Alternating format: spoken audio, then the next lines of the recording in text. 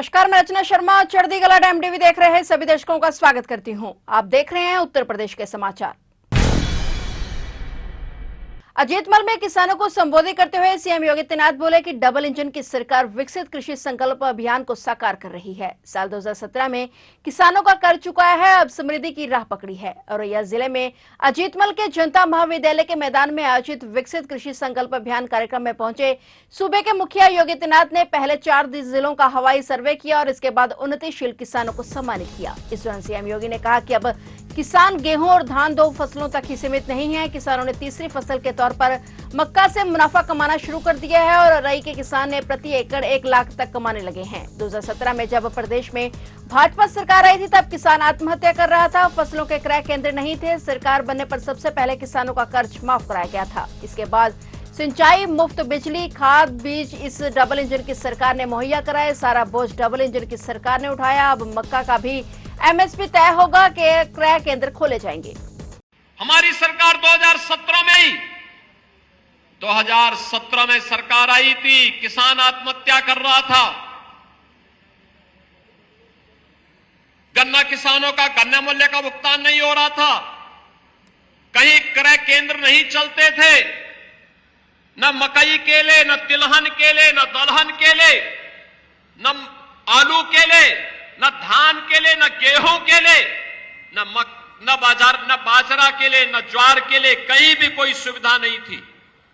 बहनों और भाइयों, 2017 में हम लोग आए, सबसे पहले 86 लाख किसानों का 36,000 करोड़ रुपए का कर्ज माफी के कार्यक्रम को हमारी सरकार ने आगे बढ़ाया। और कर्ज माफी के बाद फिर हम लोगों ने प्रदेश के अंदर सिंचाई की क्षमता को विकसित करने के लिए प्रधानमंत्री कृषि सिंचाई योजना का सहारा लिया। मुझे बताते हुए प्रसन्नता है, अब तक 23 लाख हेक्टेयर भूमि को अतिरिक्त सिंचाई की सुविधा हम लोगों ने सरयू नहर राष्ट्रीय परियोजना के माध्यम से, अर्जुन सहायक परियोजना के माध्यम से, बाण सागर परियोजना के माध्यम से इन्हें पूरा करते हुए उन किसानों को अतिरिक्त सुविधा दी। तो 15 लाख निजी ट्यूबवेल को किसानों की समस्या का समाधान करते हुए फ्री में बिजली देने की व्यवस्था भी की है।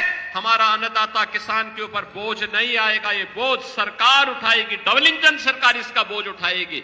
और आज हम 2700 करोड़ रुपए यह भी उन किसानों के बदले बिजली विभाग को देते हैं और अन्नदाता किसान को फ्री में बिजली उपलब्ध होती है। इंदौर के ट्रांसपोर्ट कारोबारी राजा रघुवंशी की हत्या की गुत्थी सुलझा ली गई है। मेघालय में हनीमून के दौरान हुई इस सनसनीखेज हत्या के पीछे खुद उसकी पत्नी सोनम रघुवंशी का नाम सामने आया है। मेघालय पुलिस की जांच में खुलासा हुआ है कि सोनम ने पेशेवर हत्यारों को सुपारी देकर अपने पति की हत्या करवाई थी। मेघालय के पुलिस महानिदेशक एल नोंगरांग ने इस मामले में अहम जानकारी देते हुए बताया कि सोनम ने उत्तर प्रदेश के गाजीपुर जिले में नंदगंज थाने में सरेंडर किया और वहीं इस मामले में शामिल 3 हमलावरों को भी गिरफ्तार कर लिया गया है। एक व्यक्ति को उत्तर प्रदेश से पकड़ा गया है और अन्य 2 आरोपियों को विशेष जांच दल ने इंदौर से पकड़ा है। उन्होंने बताया कि सोनम ने उत्तर प्रदेश के नंदगंज थाने में आत्मसमर्पण कर दिया है और बाद में उसे गिरफ्तार कर लिया गया है। डीजीपी का कहना है कि गिरफ्तार किए गए लोगों ने खुलासा किया है कि सोनम ने रघुवंशी की हत्या के लिए उन्हें भाड़े पर बुलाया था। उन्होंने कहा कि अपराध में संलिप्त कुछ और लोगों को पकड़ने के लिए मध्य प्रदेश में अभियान अब भी जारी है। वहीं मेघालय के मुख्यमंत्री कोनराड संगमा ने भी इस मामले पर पुलिस की तेजी से हुई कार्रवाई की सराहना की है। उधर सोनम के पिता देवी सिंह ने इस मामले पर एक बड़ा बयान दिया है। उन्होंने कहा कि इस मामले की सीबीआई जांच होनी चाहिए। उनका कहना है कि मेघालय पुलिस गलत बयान दे रही है।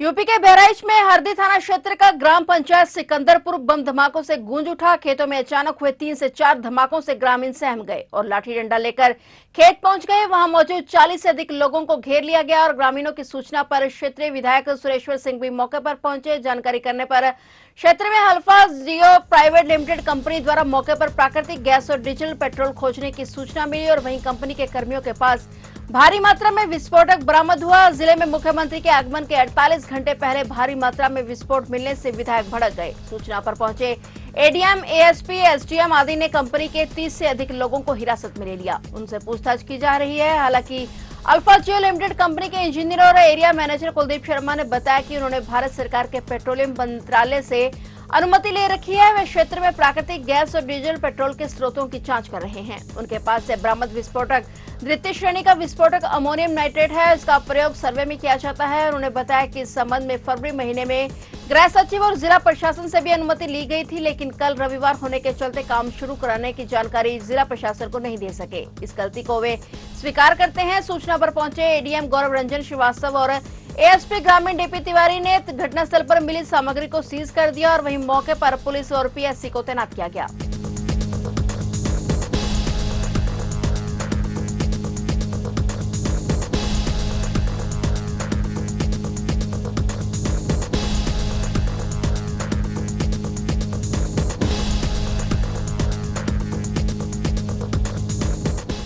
एसओजी और कोतवाली पुलिस के साथ मुठभेड़ में 6 दिन पहले पानीपत के धागा व्यापारी ललित जैन के मुनीम अनिल नरवाल से 32 लाख रुपए की लूट करने के आरोपी 2 बदमाश पैर में गोली लगने से घायल हुए हैं। उनके कब्जे से कार, 10 लाख रुपए, तमंचे और कारतूस बरामद हुए हैं। पुलिस ने घटना की साजिश में अन्य 3 आरोपियों को भी गिरफ्तार कर लिया है। हरियाणा के पानीपत स्थित शंकर सबन टैक्स के मुनीम अनिल नरवाल सोनीपत हरियाणा चालक सतनाम सिंह निवासी पानीपत के साथ मंगलवार को कार से मेरठ गए थे और करीब 32 लाख रुपए का कलेक्शन करके मेरठ से शाम को पानीपत लौट रहे थे और शहर कोतवाली क्षेत्र में सिंभालकम बाईपास पर बुलेरो और वैगनार कार सवार 4 बदमाशों ने खुद को जीएसटी अधिकारी बताकर 32 लाख रुपए से भरा बैग, मुनीम का मोबाइल फोन और एटीएम कार्ड लूटकर भाग गए थे। एसपी राम सेवक गौतम ने बताया कि सूचना के आधार पर एसओजी और कोतवाली पुलिस ने बलवा बाईपास चौराहे के पास बदमाशों की घेराबंदी की तो उन्होंने पुलिस टीम पर फायर कर दिया। पुलिस की जवाबी कार्रवाई में 2 बदमाश पैर में गोली लगने से घायल हो गए। घायल बदमाशों के नाम मोहित और शुभम उर्फ गौरव निवासी गांव बेहड़ापुर, थाना चांदीनगर, जिला बागपत हैं। घायल बदमाशों को उपचार के लिए अस्पताल ले जाया गया। एसपी ने बताया कि बदमाशों पर पूर्व में ही हत्या के प्रयास, लूट आदि के कई मुकदमे दर्ज हैं और इस घटना में शामिल अन्य बदमाशों और बोलेरो गाड़ी की तलाश की जा रही है।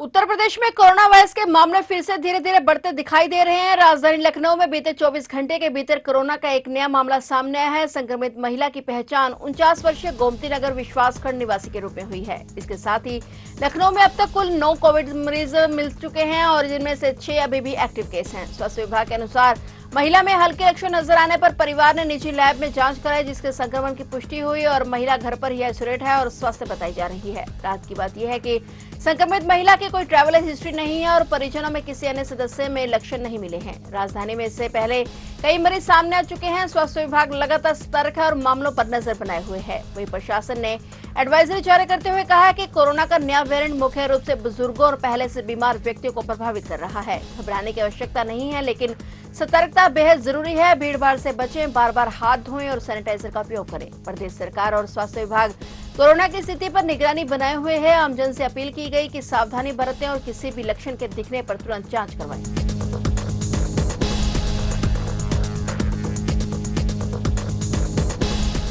सोशल मीडिया प्लेटफॉर्म यूट्यूब पर साल 2026 तक 500 रुपए के नोट को बंद किए जाने का एक वीडियो तेजी से वायरल हो रहा है। इस वीडियो ने लोगों में भ्रम और घबराहट पैदा कर दी है। हालांकि 500 रुपए के नोटों का प्रचलन से बाहर करने की सरकार की कोई योजना नहीं है। केंद्र सरकार ने इसे फर्जी दावे को सिरे से खारिज करते हुए कहा कि भारतीय रिजर्व बैंक ने ऐसा कोई ऐलान नहीं किया है। उन्होंने कहा कि एक यूट्यूब चैनल द्वारा फैलाई गई 500 रुपए का नोट बंद किए जाने की खबर पूरी तरह से गलत और भ्रामक है। इसे फेक न्यूज करार देते हुए कहा कि आरबीआई ने ऐसा कोई फैसला नहीं लिया है और 500 रुपए का नोट पूरी तरह से सर्कुलेशन में बना रहेगा। उन्होंने नागरिकों को गलत जानकारी से बचने के लिए सलाह भी दी कि किसी भी खबर पर विश्वास करने या उसे साझा करने से पहले हमेशा आधिकारिक स्रोतों से वेरिफिकेशन करें।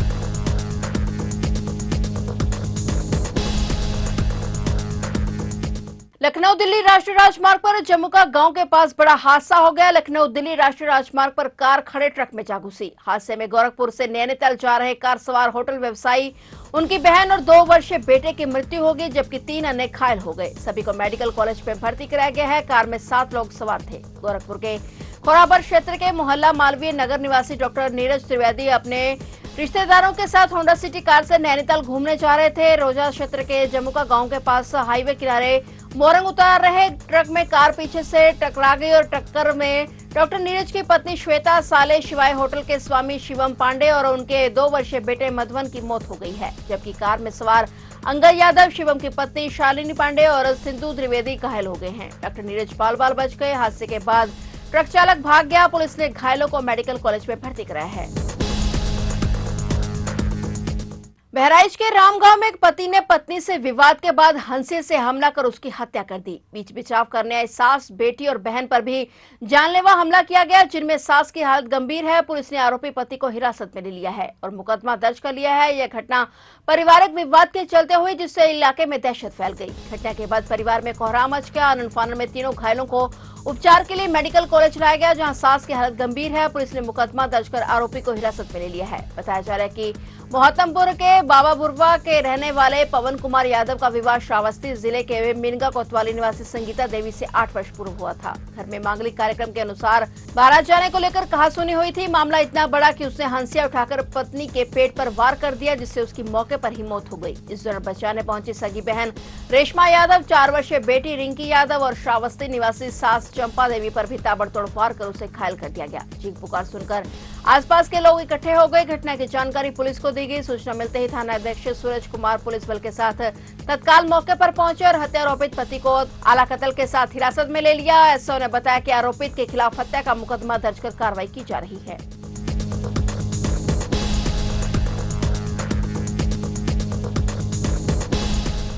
फिलहाल उत्तर प्रदेश के समाचारों में इतना ही, और नए समाचारों के साथ फिर से हाजिर होंगे। तब तक के लिए देखते रहिए चढ़ती कला टाइम टीवी और मुझे दीजिए इजाजत। धन्यवाद।